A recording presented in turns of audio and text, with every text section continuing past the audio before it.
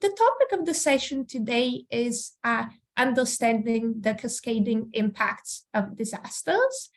And there has been a focus in recent literature on not only trying to understand the direct consequences of disasters such as COVID, but also trying to understand more the indirect and cascading impacts of disasters and accounting for this complexity.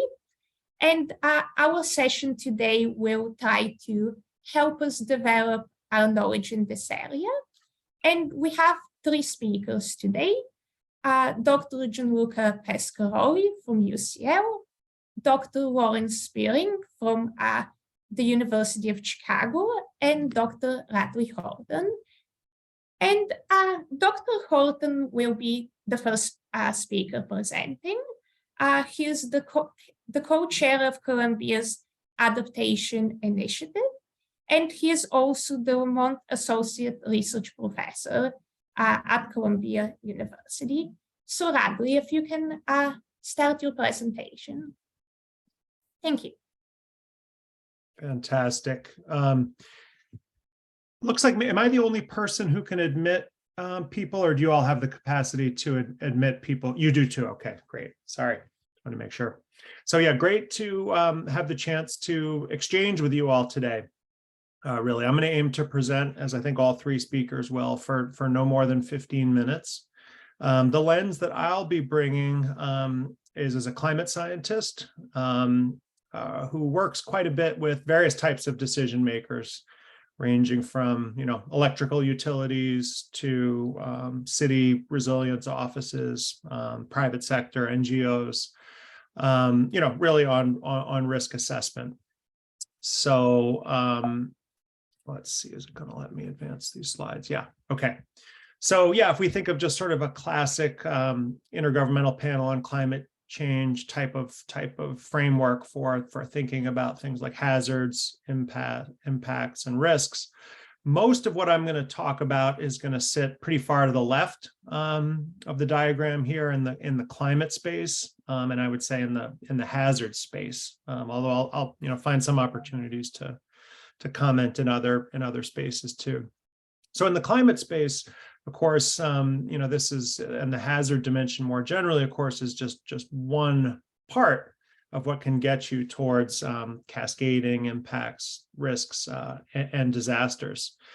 And, more specifically, a sort of run-of-the-mill type of climate hazard, something like a very gradual creeping change in a climate variable like sea level, has the potential to lead to nonlinear and cascading impacts across systems. And similarly, an individual extreme weather event, such as a really, really hot day, also can introduce nonlinear and cascading impacts. But what I'm going to talk about today is a little different dimension of the climate hazard space. Specifically, I'm going to focus on compound extreme events, right, which are, as probably you all know, very much an emerging topic. So what do we mean by compound weather or climate events? It's basically combinations of drivers or hazards that lead to risk. So in the literature, 4 types of these compound extremes have been described. Preconditioned, that's essentially just a situation where before you get an extreme event, long-term conditions have been such that they've kind of set the stage so that when an extreme event happens, it leads to these worse impacts than you would otherwise have. But I'll focus on the 3 types that have gotten more attention than preconditioning. Multivariate, which essentially means more than one variable occurring at the same time and in the same place. Temporally compounding, that's just sequences of extreme events in any one place. And then spatially compounding at any one moment in time in multiple parts of the globe, having extreme events happening at the same time. And as it was already mentioned, while I'm a climate scientist and I'll be focusing on these hazards, a lot of the richness and risk comes up when we start to think about compounding outside of the hazard space, right? When we have an event like COVID happening at the same time as you need to evacuate people ahead of a storm, or during a heat wave when you need to get people to cooling centers. And of course, vulnerable communities are going to be more vulnerable to both those climate extremes and some of those other issues like COVID. But I'll mostly focus on the compounding in the climate science, hazards, and extreme events space. Okay, so a little background: why should decision makers care about compound climate extreme? Well, I'll argue that these are really going to be key drivers of impacts and adaptation, and maybe mitigation too. And believe it or not, most of the leading cities, companies, countries that have really made good faith efforts to think about and try to prepare for a changing climate have largely done it in a univariate space. They said, well, what's the heat wave we could get in the future? Or what's the worst storm that we could get? They haven't so much looked at combinations of variables or said, how could we be affected by a climate change in another part of the world? It's starting to change, but kind of incredible the extent to which that statement is still true in 2022. And the same applies to, a lot of reinsurers, not really on top of things when it comes to how quickly small shifts in climate could totally change the correlation structure of hazards in ways that present a lot of challenges. And as I said earlier, even a univariate extreme event can produce nonlinear impacts. What you're seeing in that graph there is for New York City by decade on the x-axis, daily temperatures, and then the increase in the risk rate of mortality on the y-axis. So 2 is like a doubling of risk. So you can just see that nonlinearity just for the simple variable of temperature, where once you get out to really high daily temperatures around 32 Celsius, 90 Fahrenheit, the risk of additional death goes up in a nonlinear way. You can also see in this graph the role of adaptation.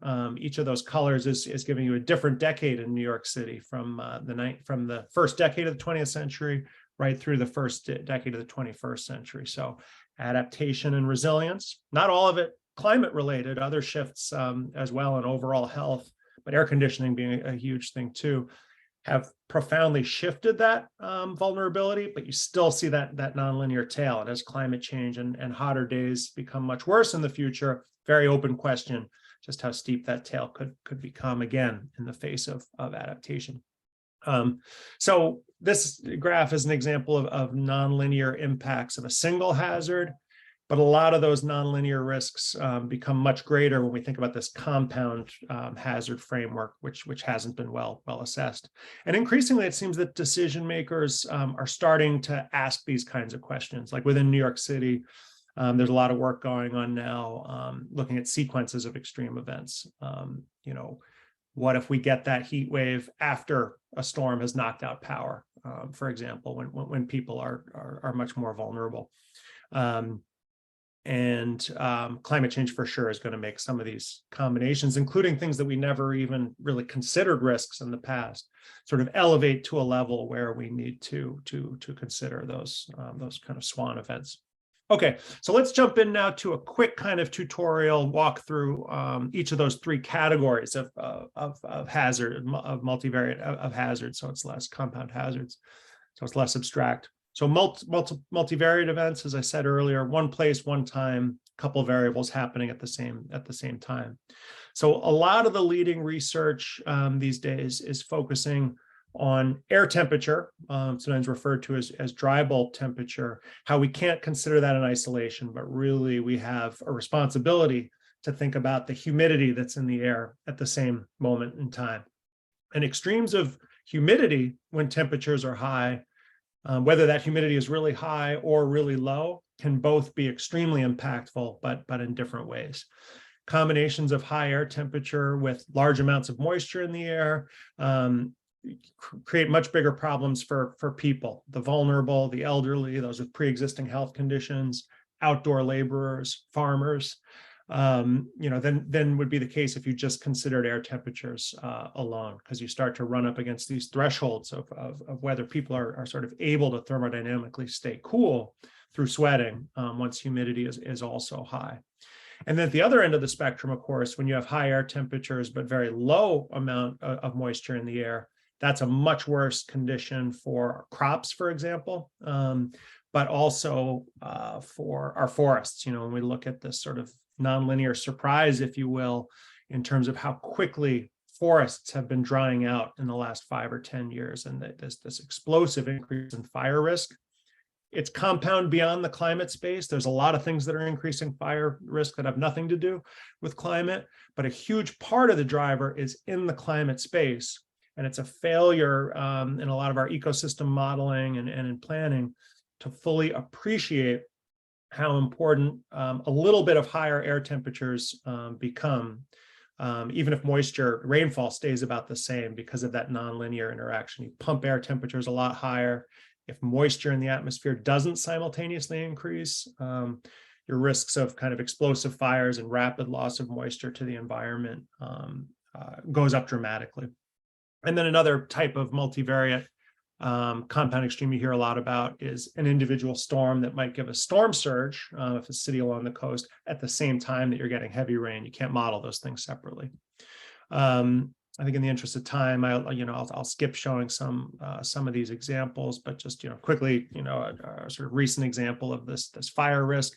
This is the coast of Southern California, which experienced, I think, $3 billion in damages during a compound event that was high temperature, low atmospheric humidity. Winds can also play a critical role, so you have to think about all these variables together in assessing these risks.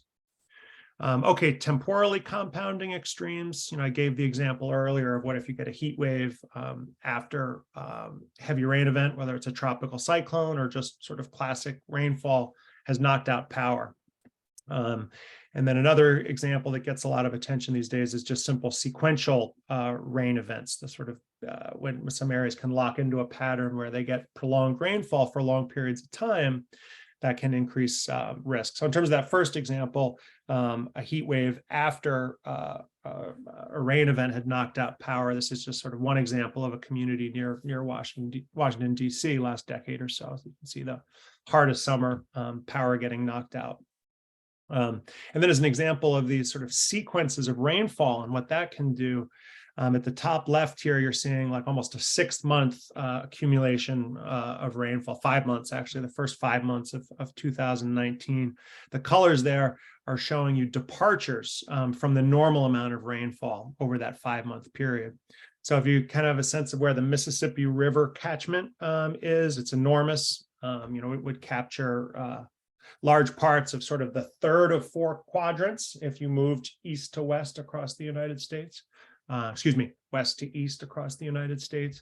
And so you can see for over large areas, there was above normal rainfall. Some areas, on the order of 16 inches above normal rainfall, which I want to say is 40 centimeters of an anomalous rainfall over the course of that 5 months. So it integrates, right? That anomalous rain over space, over time, sometimes coupled also with early melt of winter snows as we get higher temperatures. It all integrates as it makes its way down this river and leads to really difficult decisions, such as one that the Army Corps of Engineers had to make here as depicted at bottom right, to open up these spillways that I think, if I remember right, had only been opened a couple times in recent decades, making a decision to flood certain people's farmland to protect cities downstream from this sequential compound extreme risk. Okay, and then the final type of example I'll give is the spatially compounding events. So, there've been a lot of papers recently sort of saying, how might the risk of simultaneous heat waves and droughts in multiple breadbasket regions around the world change with climate change? So you can imagine just creeping average temperatures across, say, the Northern Hemisphere alone are going to give you a greater risk of simultaneous heat waves in multiple breadbasket regions. But if we also see any kind of change in climate dynamics, such as the jet stream, if it tends to get locked into any patterns that kind of stick, leading to, let's say, the Ukraine and the breadbaskets of the US and breadbaskets of Western Europe and Eastern Asia having an increased risk at the same time of being under these heat wave and drought conditions, well, that could give you these outsized nonlinear risks, right? Because you could sort of break the bank essentially in terms of having sufficient grain storage, for example. And the biggest effects aren't going to be in those regions probably that are having the temperature anomalies. It's going to be some of the more food insecure regions, the places where a larger percentage of people's budgets are going towards food staples. They'll suffer the most with all sorts of cascading societal consequences. So this is a graph just depicting that you really do see instances in time where the bread baskets of the Northern Hemisphere are teleconnected, if you will. It's not random, sort of who's getting a heat wave when. The image on the left is showing you for the entire month of July. Anywhere you see red, those are places that were very warm for the month.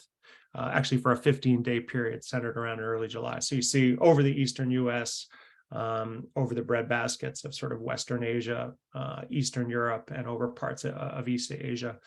An atmospheric bell was ringing, if you will, in a way that leads to anomalous weather, hot in some places, cold in others, and it was basically stuck in a pattern where individual places maintained their weather anomalies for 5, 10, 15 days at a time, which if it's the wrong time, if you will, in sort of crop growing cycles and grain filling cycles, can be extremely damaging. In the image at right, not to get too much into the atmospheric dynamics, but where you see the red, those are areas where winds are coming from the south, blue winds coming from the north. So you can really see that wave-like structure in the jet stream. This is a coherent pattern, and you need to think about things in that sort of holistic space. So those are the three examples I wanted to give of compound extremes. I'll close just with a few sort of more general thoughts, sort of summing up and possible future work. So I really, would hope folks take away the idea that just a small change, one of the big sort of takeaways from climate science in the last decade, I think, is that small shifts in average conditions, sea level, global average temperature, can lead to profound changes in the frequency of univariate extremes. You can get a lot more really hot days, even if average temperatures creep up just a bit. You can get a lot more coastal flooding, even if sea level creeps up just a bit, right? Thames Barrier would be another sort of example of how you see that. The same is true, maybe even more true in this compound extreme space. New correlation structures across variables, across space, sequentially in time can emerge with just a little bit of shift in these averages. So we really need to bring a whole new plethora of methodologies to bear here, statistical approaches, a couple of methods, but I'll point to a few other possibilities too. And these impacts could be highly nonlinear, right? I talked about sort of breaking the bank in terms of food stocks, but what about in terms of emergency management response, right? If we start seeing, just sort of pick on Australia, one part of a country, of a continent, seeing a greater fire and drought risk, and then maybe at a different time of the year or a different part of the country, changes in the cyclone risk. You can imagine how you could sort of start to run up against real limits in terms of everything from emergency management to insurance and reinsurance.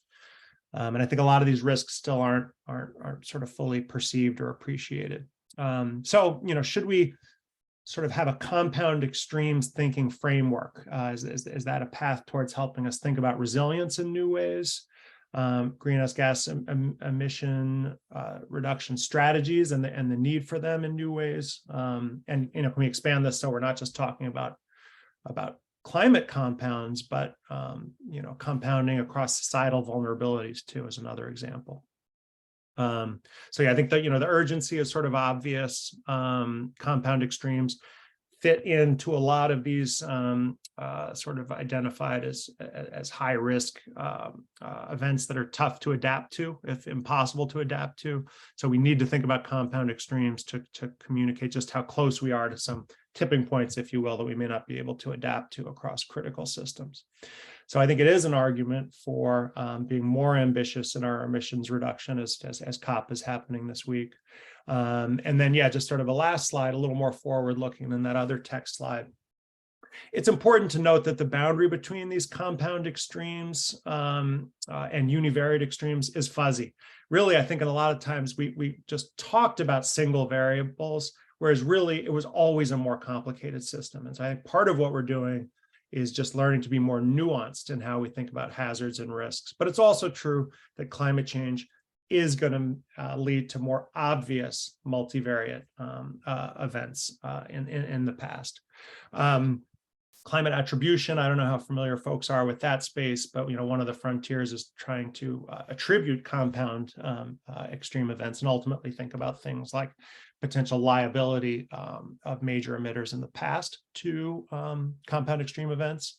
And yeah, can this be a way to kind of tip climate change risk assessment away from this desire that you see among consultants, private sector, municipalities wanting to know the sort of super precise, what's the projection exactly for my block or my neighborhood? It's a great goal, but really the message here is deep uncertainty. It's super clear the direction of change in all these risks. We're looking at all these nonlinear surprises, but to think that we'll be able to offer hyperlocal projections, I think is in many ways a fool's errand. And that becomes even more clear when we think about these types of complex compound extremes.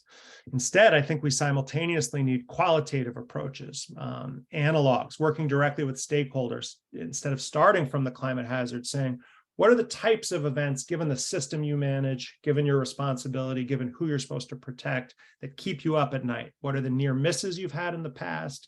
And then sort of building from there, plausible storylines of how these different, what are their vulnerabilities to different hazards today? And then looking in this compound hazard space, what are the plausible storylines that you might want to think about as you try to be more resilient across a range of schema and think about the need to dramatically reduce emissions. And engaging decision makers, as with any kind of risk assessment from the beginning, is critical. There's super opportunities, I think, in this compound extreme event space for that kind of push-pull, supply-demand engagement with decision makers about these compound risks. And that's all I got. This is just a slide showing that these are global effects. These are the fires in Northern Hemisphere winter 2019, 2020 in Eastern Australia that led to smoke plumes and health effects literally halfway around the world. Okay, thank you. Thank you, Professor. Thank you, Dr. Horton. So the next presentation we have will be from Dr. Spearing. And just to note that we will be taking questions at the end of all the sessions, just because of time. So Dr. Spearing is an assistant professor in the Department of Civil Engineering at the University of Chicago. And her research is at the intersection of civil engineering and policy. And Lauryn, please, if you can start presenting. Yeah, awesome. Can you see my screen? Yes. Okay, awesome.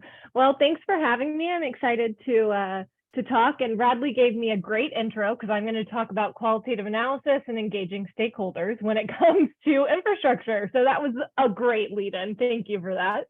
So yeah, today I'm going to talk about the cascading impacts of disaster, specifically looking at how it impacts the built environment.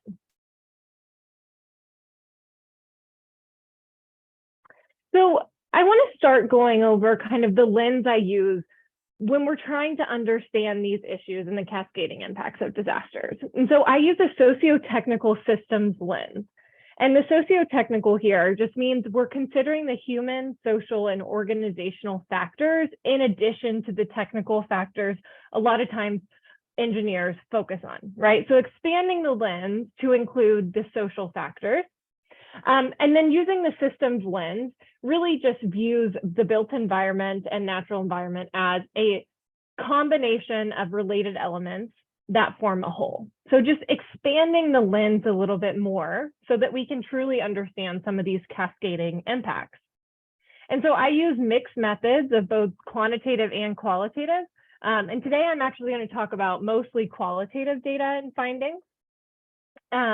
And I think this method and this lens is really helpful looking at cascading impacts because it allows us to first understand the big picture, right? A lot of times we don't even know what's going on in the first place. And then once we have that, we can really hone our abilities to understand the parts and interconnections between the parts. And then lastly, we can identify leverage points to spur change. And so I'm going to use policy as an example for most of these, but the systems perspective really lets us zoom in and say, okay, we could have this leverage point where one change could lead to a large shift in behavior of our system as a whole. And so engineered systems are designed for a specific operating context, right? So if you're looking at your transportation system, we use demand planning, right? How much traffic do we expect?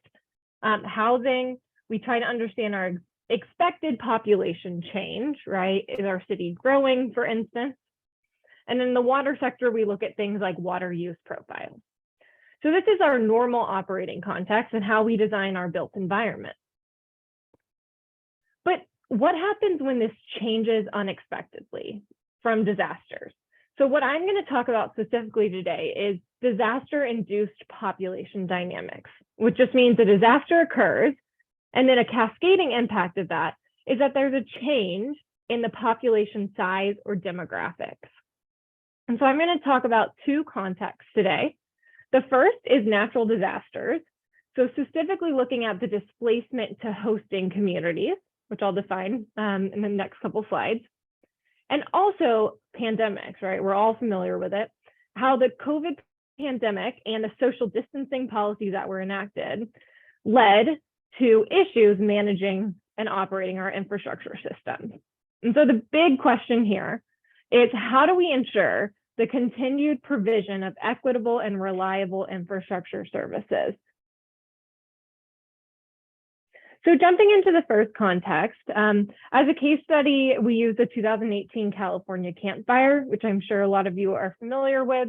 It occurred in November of 2018 in Paradise, California, and it burned over 150,000 acres and destroyed almost 14,000 residences.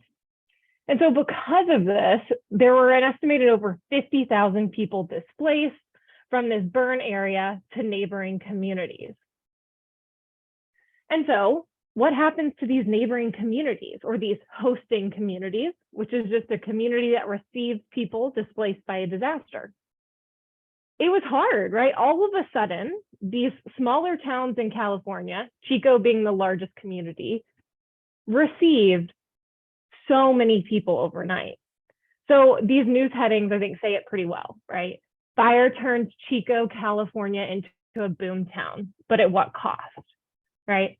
The city manager said it feels like a city within a city, right? And so we're not prepared for this, right? These aren't the communities that are directly burned or impacted, but the communities that are experiencing population dynamics, right? How the campfire reshaped a town where nothing burned. So in literature, there's very little about these hosting communities and infrastructure management specifically. And so in this study, we tried to first examine the challenges that these hosting communities faced. And we did this with a qualitative analysis of semi-structured interviews. So we tried to capture, right, these stakeholders' opinions. And again, as Radley had said earlier, right, what keeps them up at night? What was hard? And so we did this through interviews with 13 practitioners. And I want to note, this is a pretty small sample size because these were small communities, right? So there may be one person who does transportation, housing, and water in some of these smaller communities, right? So we hit that theoretical saturation pretty early in a qualitative study here. And we asked questions such as, were existing problems made worse by hosting displaced people? And then how did you have to adapt because of these displaced people coming into your community? And so we did a hybrid deductive, inductive, qualitative content analysis, and we looked at identifying challenges, responses, and then interdependencies. And this is bringing back that systems lens. We didn't want to just say what happened in the water sector. We wanted to also understand the connections between transportation, water, housing, right? So really understand these infrastructure interdependencies. And so this map to the right, all of these kind of pastel colors shows the communities in which we focused. And these had shelters, right? So that's how we kind of knew that people were moving to these communities, because they had, either informal or formal shelters open for displaced people. So what did we find?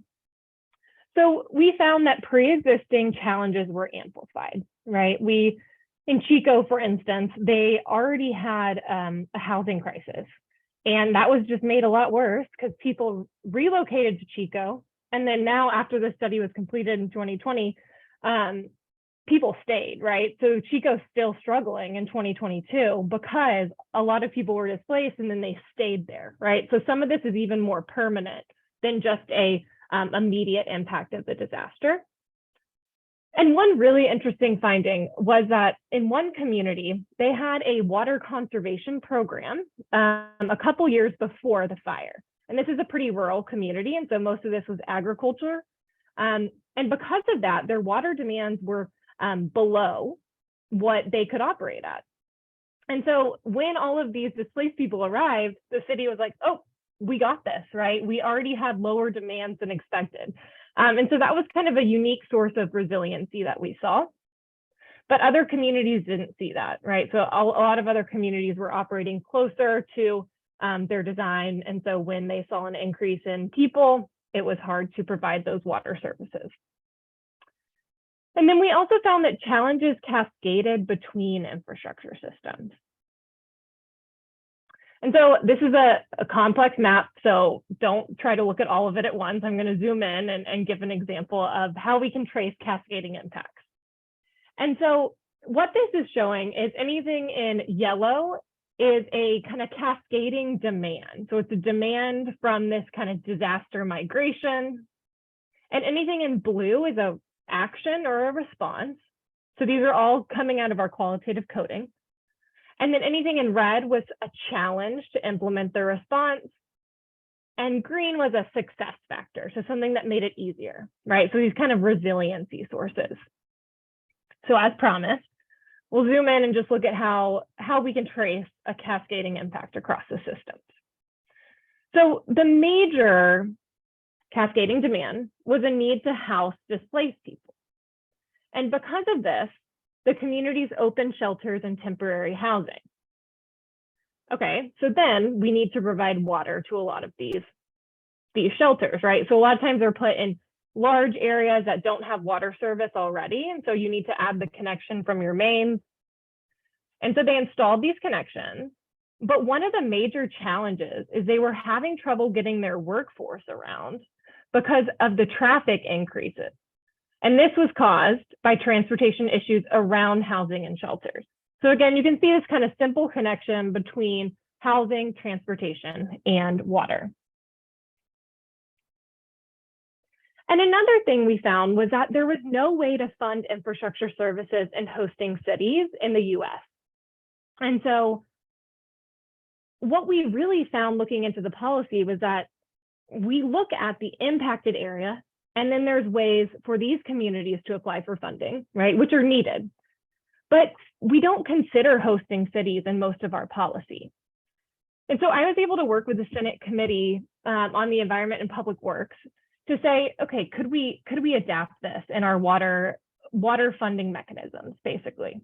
And so this is the state revolving loan funds, which in the US is a way for utilities to apply for funding. And so this was introduced in 2020, and now it's on the back burner, but I heard it's in conversations again, so hopefully it'll get passed soon. But what this does is it allows host communities to apply for funding. It just makes them eligible, right? To say that they do need to increase the capacity of their water systems to adapt to the population increase.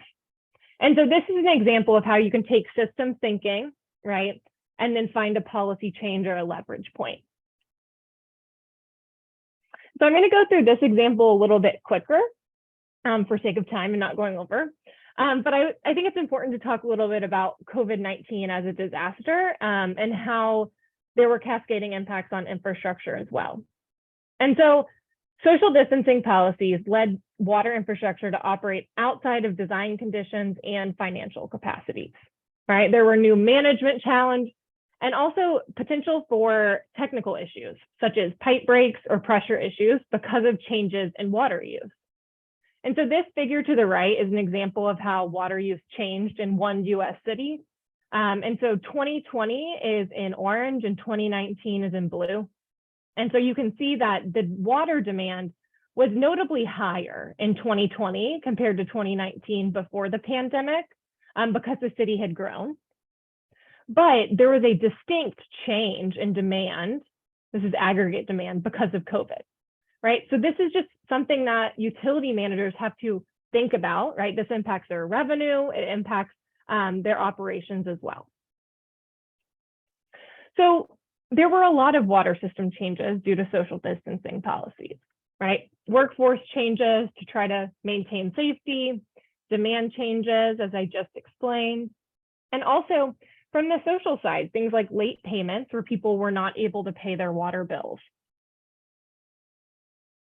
And so here we tried to understand the challenges faced by US utilities and utilities' responses to these challenges or changes. And so we interviewed people in utilities across the US. So we talked to 28 utilities and over 50 employees. So we use a similar method as the previous study, so I'm not going to go in depth again. And we found overwhelmingly that there was a lot of planning and management challenges. And so this is just a list of kind of which utilities experienced them in blue versus did not in orange. And one of the big things I want to pull out is this personnel management. So over 70% of our utilities experience personnel management, which is as expected. But a lot of times we don't pay attention to this aspect when we're looking at emergency response plans. And I want to draw your attention to this quote at the beginning, because I think it says it pretty well. One utility said, "We quickly realized it was a labor management administrative nightmare," right? All of a sudden, they're having to ensure their operators can work and the utility can keep functioning, but also that their staff are staying healthy and safe, right? And so in response, utilities did things like split staff into shifts. Some even had standby crews. They also made operations facilities restricted access, right, to protect the operator. This was really critical in some of these rural communities where there's one operator, one person who knows how to do their job. So if they got sick, you know, is anybody, right, they'd have to bring in an emergency operator from someone else and train them up. So another thing I want to point out from this study was the importance of finances in the COVID pandemic, kind of this cascading impact. And in terms of demand, we saw that most utilities saw a shift from non-residential to residential demand, which is exactly what you'd expect, right? People aren't going into the office, they're not going into restaurants. And so these utility challenges were really dependent on their customer composition. So the utilities that saw an increase in revenue were maybe suburbs of larger cities that were mostly residential, versus the utilities that saw a decrease in revenue and demand may have been an urban area, right, with a large non-residential demand. And 46% of utilities saw an increase in delinquent accounts.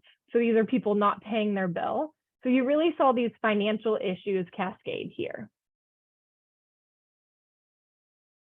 And so one important note here is that because of this revenue change, right, over 20% of utilities saw a decrease in revenue.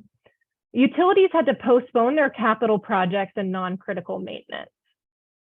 And because of this, we may see future issues, right? We already have aging water infrastructure, and the COVID pandemic led many utilities to have to postpone this, which is just going to make problems worse in the future. Again, it really brings importance to workforce management as a key challenge, and it displays the importance of addressing funding and planning gaps through policy. Okay, so questions at the end. I know that was a quick summary at the of the COVID project, but I'm happy to follow up with questions at the end. Thanks, everyone. Thank you so much, Lauren. Thank you for the very fascinating presentation. And especially, I guess, it was very interesting to understand, I guess, the future cascading challenges of COVID, which we are still to understand on infrastructure. And so the last talk will be given by Gianluca Pescaroli, who is an associate professor at the Institute for Risk and Disaster Reduction at UCL. And he also co-founded the Cascading Disasters Research Group at UCL. Hi, everyone. Can you hear me well? Yes, we can. Perfect. So in the next 15 minutes, I will try to give you a bit of an idea of cascading risk and the way forward based on what we did until now. So first of all, nice to meet you. If you don't know me yet, I'm based at UCL, as you know, we are Central London still, and I'm normally the math scientist in the room. So for who of you that are not familiar to my work, I normally and often end up being the math scientist in a room full of practitioners where they look at me like you're the nerd until when I don't try to speak their language. So the research I do is a lot of peer-reviewed, but is also practical documents that I try to release for local authorities or international organizations.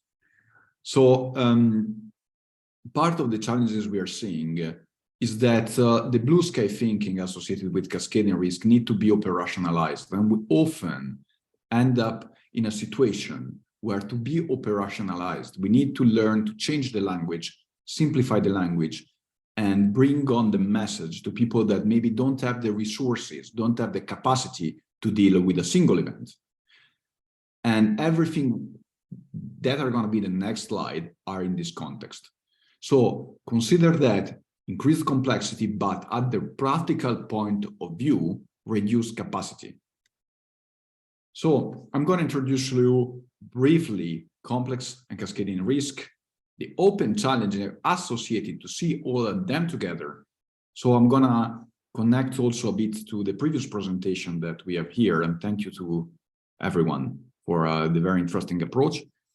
And then I'm going to propose you something that is the last 3 publications we did with colleagues in the US and the Army Corps of Engineers on stress testing.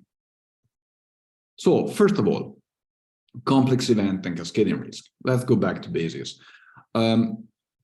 It was very interesting to hear my colleagues speaking in particular compound risk, because we are operating in a situation where we cannot anymore think about dealing with one event. We cannot anymore think to deal with a situation where things don't overlap, where problems and issues don't overlap together. And the way we see all this complexity needs to be taken down to see how can we act on each single point and merge them together consistently. So we see in this picture, that is the one we published back in 2018, compound and concurrency, the great talk by our colleague of Columbia University. Then we see the problems of interacting risk. So one thing in the natural hazard domain, for example, leading to another, like all the work by BGS on this. So earthquake triggering a tsunami, how to deal with that. We are talking about interconnected risk, global interdependencies, and we are dealing with cascading risk. And for me, at the point of view of emergency planning and continuity management, I speak specifically of the disruption of critical infrastructure, and I speak about tidal coupled systems.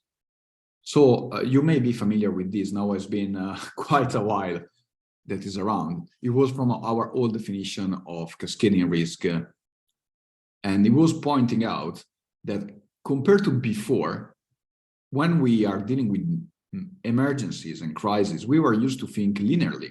So a hazard like an earthquake triggering a series of consequences. What happened with cascading effects and then to cascading disasters is very different. We see that the primary punch you receive is not hurting just on your face, but the problem is how the force and the vulnerabilities amplifies what is the escalation of secondary events, secondary crises. So think about the triple event in Japan, earthquake, tsunami, the disruption of critical infrastructure creates secondary crises to be managed. And some of them escalate so much, they become themselves the center of the crisis. Like I've been a few months ago in Fukushima Daiichi. It was actually quite impressive being in front of the big reactor with Geiger counters, and have been now quite some years, right? And that reactor is still there, radioactive. And despite we are talking about the Japanese, that they're the best in the league, doing everything possible to clear everything. This problem is going to go on for a long time. And when you are thinking about the impact of earthquake, tsunami, and then the nuclear meltdown, together with the societal effects, in terms of psychology, think about the cultural changes that that event had on Japanese society. You need to think also to long-lasting effects of, for example, Fukushima nuclear meltdown. So one of the critical things we see in this field is that we need to debunk immediately the fact that worst case scenario is just low probability and impact, because we're dealing with interacting hazard, with compound and concurrencies. We see that low probability doesn't mean it won't happen tomorrow. And I have the practical example here. Most of the time, it's just a matter of when. Like this fat cat. If you have something like that at home, you know that this is going to happen sooner or later. So a practical example of what we have seen on the management point of view, so crisis management point of view, is this photo that is taken from the blackout that there was last year in Texas. So first event ongoing, COVID waves. Then there is a cold wave that impacted on a system that had some management failures, some vulnerability that were unsolved. And there is a massive blackout. So you have to deal, you see now, with three problems at the same time. With COVID and the cascading effects of COVID on society, so like people having restraints, having social distancing, having masks, as you see here. Then you deal with the problems of the cold wave, so you need to assure that people are not getting freezed, and the problems of the blackout. A very practical issue you see here is that you need electricity, you don't have electricity, and the way all these compound together with the cold wave, Texas was not prepared despite warnings, despite the plans should have been there, and maybe they didn't have, in some cases, the fluidificant that were used to make gasoline fluid when it was frozen. So everything combines together. And you wouldn't have to deal just with the primary threats, despite their natural, technological, man-made, or malicious, as we are in a very strange global situation right now. But we deal with the impact on critical infrastructure sector then affects your operational capacity. So if you think about a person and an organization and you end up in a bad neighborhood and you end up like, in one of those spots where you need to be a bit careful, you don't have just a person in front of you. You need to deal also with the one that's coming on your side. And all this is gonna compromise or is gonna affect whatever action are you taking on. So this seems obvious, but is not. And the challenges of systemic risk are often reinventing the wheel instead of producing large-lasting change. So a practical example that has been quite interesting lately, I was speaking with the press because there is a lot of attention on blackout and power failure. Okay, good. It's very interesting though that part of this has been associated with energy crisis, problems with Russia, etc. So you may find again journalists coming to you say, "Oh, is this likely?" And you say, "Wait a second.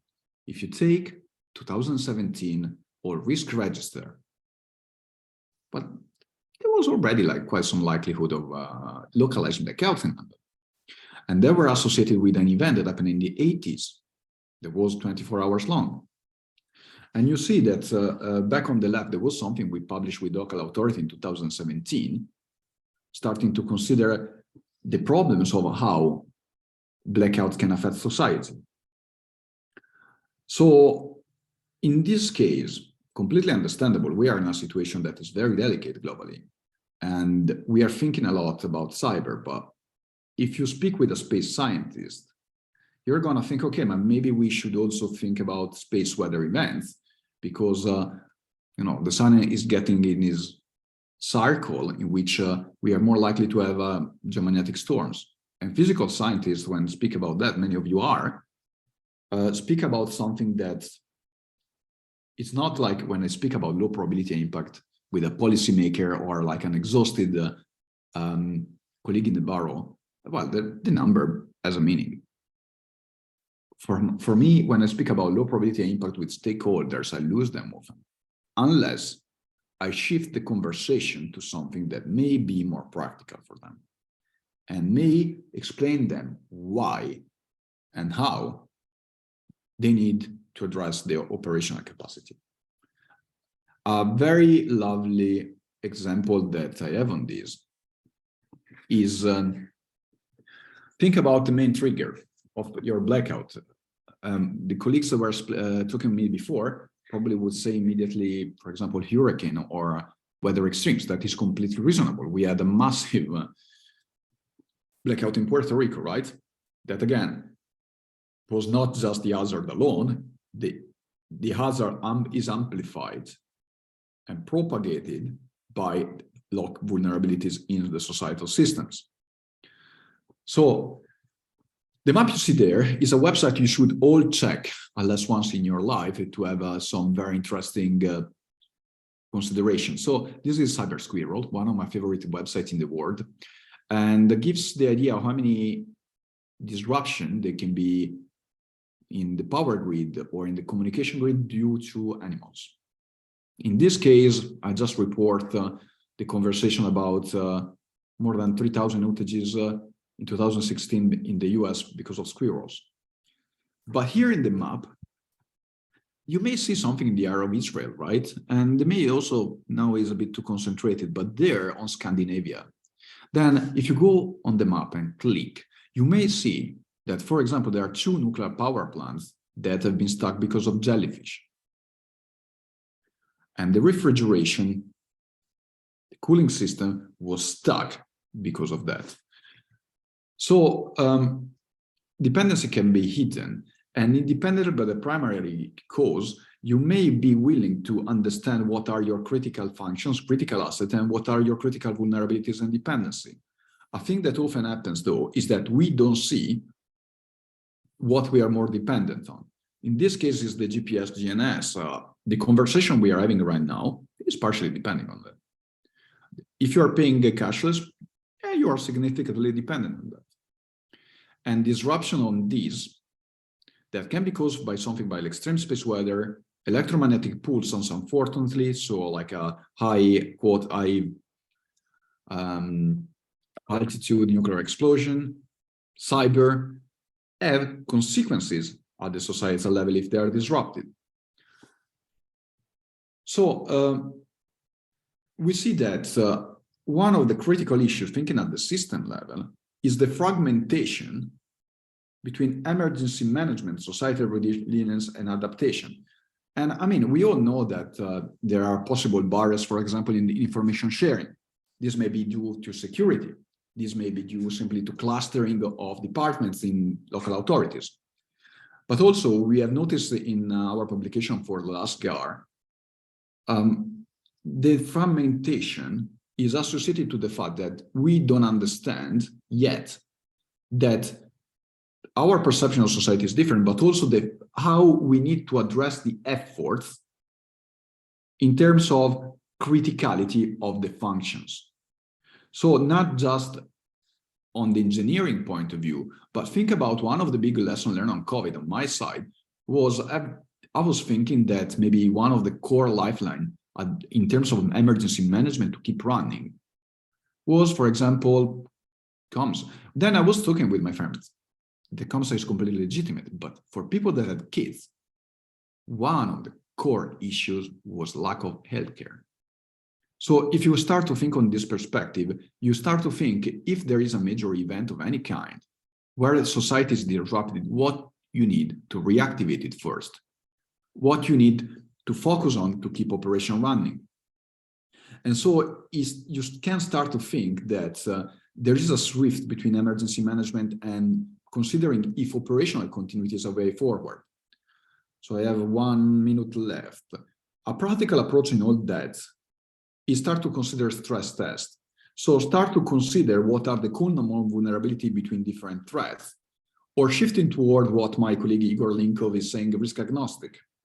So this is the old picture we did in 2018. So understanding the common point of vulnerabilities, understanding the common point of failures between systems, societies, and organizations.